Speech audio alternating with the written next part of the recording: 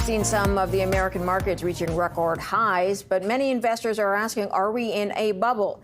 Let's go to Andrew Slimmon. He's Senior Portfolio Manager with Morgan Stanley Investment Management and joins us now. Thanks for your time.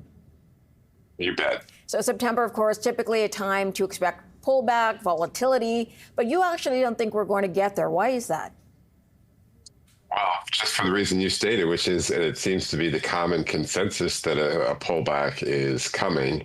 And I am surprised that given the market is strong, sentiment, which tends to follow price, not the other way, is pretty negative. And so it seems to me there's a lot of expectation of a pullback. I agree, September is seasonally not a great time. But I think that's why we haven't had one, because too many people are bracing for this pullback. And I wouldn't be surprised we get to the end of the month and we're kind of right around this level. And that sets up, to me, a push. Fourth quarter is typically a pretty good time for markets. And I think, earnings are just too strong not to think it won't be a repeat this year. So you think the record highs could continue, or at least the markets will stay up? Correct. I don't think we're going to have much of a pullback this month, and then I think we'll get another push higher, closer to 7,000, not to 7,000, but closer to 7,000 to end the year than where we are today. Would you say investors at this point remain optimistic? Well, sentiment polls would suggest no, just the opposite. If you look at things like the bull-bear ratio, there's more bears out there than bulls, which is hard to believe because the market's hitting an all-time high. So I think positioning is pretty invested. It's certainly many of the trend followers are invested. But when you go and ask people, are you bullish, bearish? A lot of people are bearish. I think it's bracing for this September pullback. And that's a contrarian signal that tends to be bullish for equities when so many people are expecting a pullback. Yeah, definitely a bit of a disconnect. So what do you think investors are paying attention to?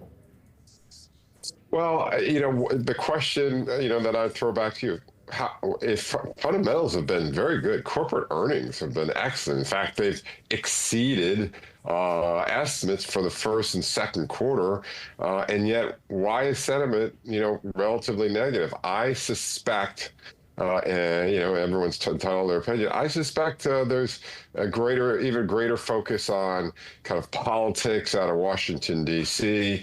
And, as a famous investor said, when you mix your politics with your investing, it's generally a mistake. But I think that's what's going on. When I get questions from investors, it's always around tariffs and things like that. And they never ask about, what's going on with profitability and margins and cash flow and stock buybacks. It's all about politics.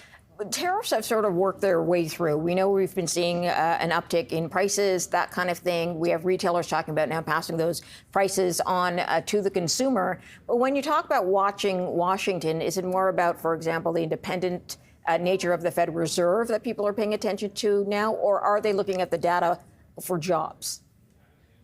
Oh, I think it's a little bit of both. I think certainly the independence of the Fed has consumed a lot of the conversation.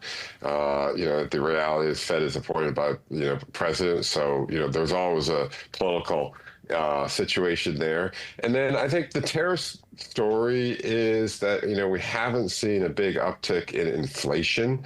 We're going to get some important inflation prints later this week. And, the oil price is down. That's going to really help with the inflation number. But the reality is tariffs haven't pushed inflation numbers higher, and that's really a big reason why so many people were bearish off the April, in April, and it's not proven to be correct. I think that's a story here is that companies learned in COVID how to be creative with their cost structure and ordering structure, and that's really helped them. Now, how long that lasts, we'll have to see. But I think that's why we haven't seen this big flow through of inflation from tariffs yet. They've been more flexible, would you say? Exactly. Okay. Exactly. Where do you see the opportunities then for investors right now? Tech, of course, is seeing a retreat. People are still buying gold, obviously. We're seeing record prices there. Where do you see the best opportunities right now for North American investors? I mean, I do think gold is very intriguing, and at the end of the day, one of the reasons gold's attractive is that the Federal Reserve is going to cut rates. You can see that in stock prices. What is moving? Things like home builders are moving. They're saying the Fed's going to cut rate, and that generally is a good time to own other currencies. So the dollar probably weakens to the extent relative to other currencies and to gold. And then I think the lower rate sensitive home builders, anything to do with home, they've really been hurt the last couple of years. I think that helps. But really, as we get into the fourth quarter, typically what works in the fourth quarter is what's worked all year. You don't have a big rotation in the fourth quarter, and I'm comforted in saying that because I think corporate earnings for tech, for financials, for industrials has been very strong. So I think there is a fundamental reason to stick with what's worked year to date, and certainly those sectors. Although, as you say, we've had a little bit of pullback in tech. I think that's, and look, I think these very large technology stocks are going to further push higher into year end. Andrew Slimmon, good for joining us. Thank you for your time. Andrew's a senior portfolio manager, Morgan Stanley Investment Management.